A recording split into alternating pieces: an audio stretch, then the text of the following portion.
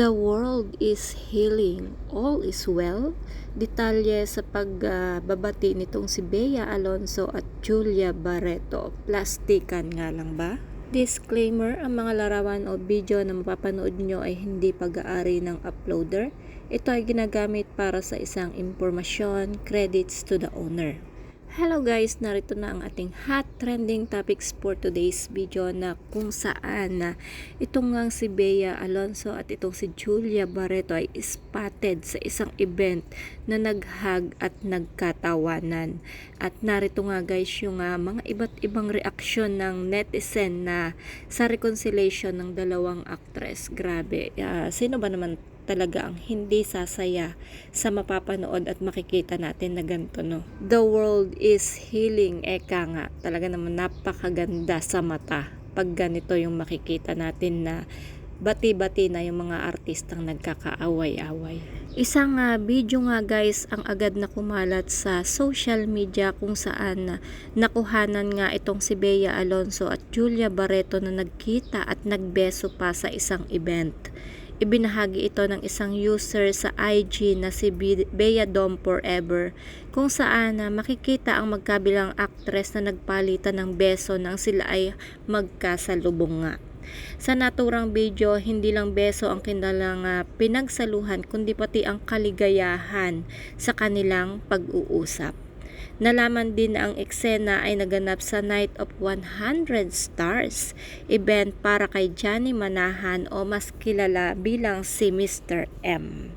Dahil dito maraming netizen ang napasabi ng the world is healing nga daw na nagpapahiwatig ng pagbabalik sa normalidad.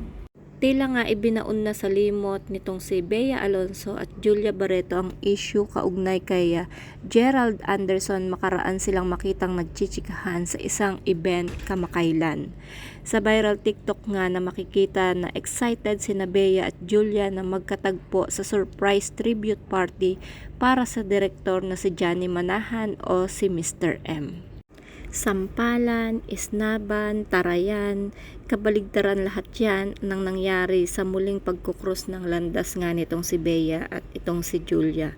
Kung inaasahan ng mga marites all over the universe ay magdididmahan o magpapa-istaran ang dalawang aktres, well, sorry na lang dahil mas pinili nila ang magbatian at magtsikahan nga.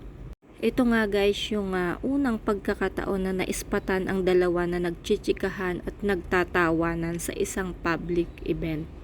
Sobrang sayang panoorin nga yung video na kuha sa pagpapaparty for Mr. M kung saan nagbeso nga itong dalawa, no? At masayang nagkukwentuhan at masaya silang pinapanood habang sila ay nagtatawanan. Na kung saan nga guys pagbabasihan ang laman ng video, mukhang okay na sina Julia at Bea matapos ngang ma-involve dun sa kontrobersya na ang naging dahilan ay itong si Gerald Anderson. Alam naman ng lahat na si Julia ang itinuturong dahilan ng paghihiwalay nitong si Gerald at si Bea, kaya naman marami ang nagalit sa anak ni na Marjorie Barreto at Dennis Padilla. Tinawag pa siyang anaconda ng mga haters.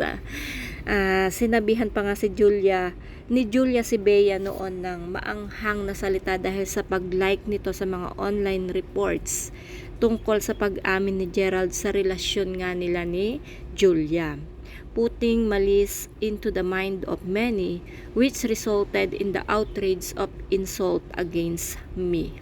I have endured many harsh word hurled against me and my family everywhere on social media.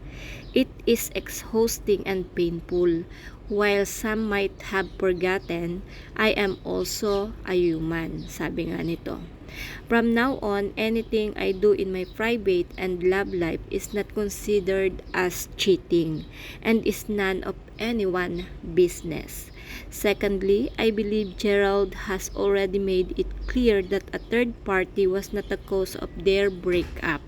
I would like to disassociate myself from the breakup of Bea and Gerald, sabi pa nga nitong si Julia Barreto.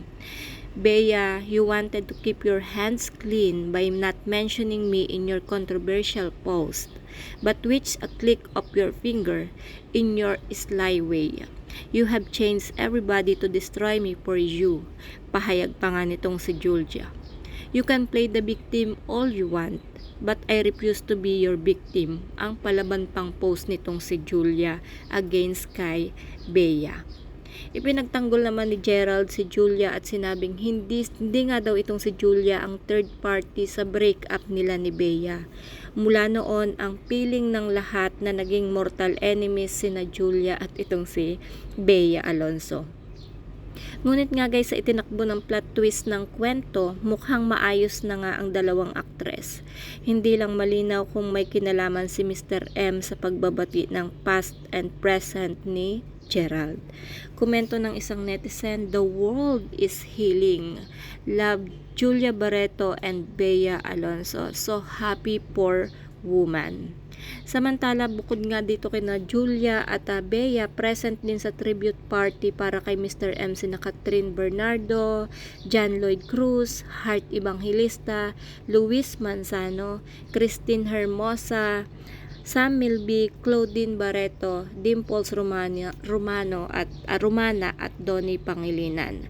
Makikita nga guys na nag-hug din itong si Julia Barreto and itong si ang kanyang tita Claudine Barreto.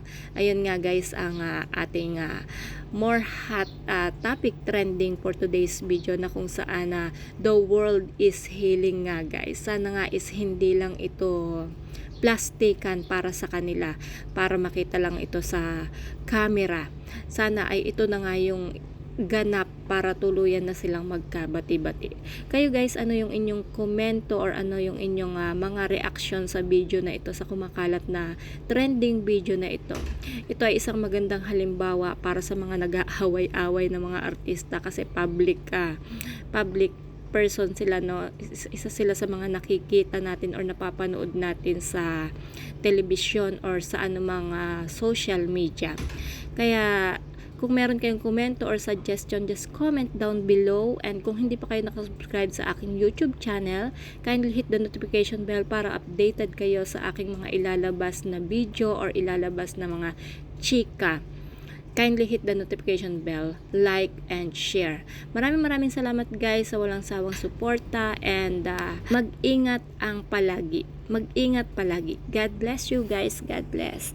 Thank you.